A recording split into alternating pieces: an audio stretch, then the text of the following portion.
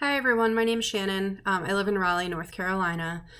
The field placement I have been participating in last semester and this current semester is with an agency in Raleigh that provides homes for the homeless, and a lot of those homeless people are veterans.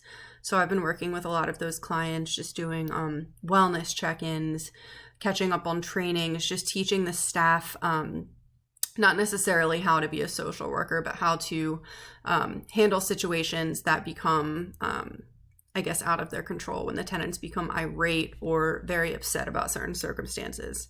One thing I've really enjoyed about my field experience so far is working with veterans. That's my long-term goal. I do want to work in a veterans hospital, assisting veterans with substance abuse issues and mental health issues.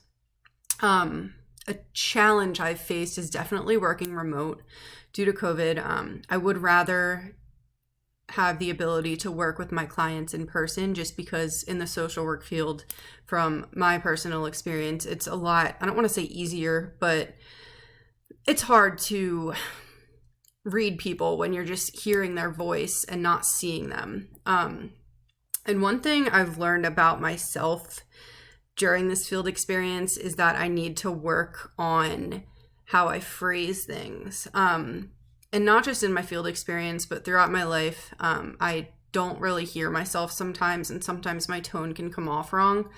So I've been working on my tone and how I phrase things so far in my field experience and in my personal life. So definitely a challenge, but something I'm going to work on overcoming. I look forward to working with you guys this semester, and I wish you the best of luck. Thanks.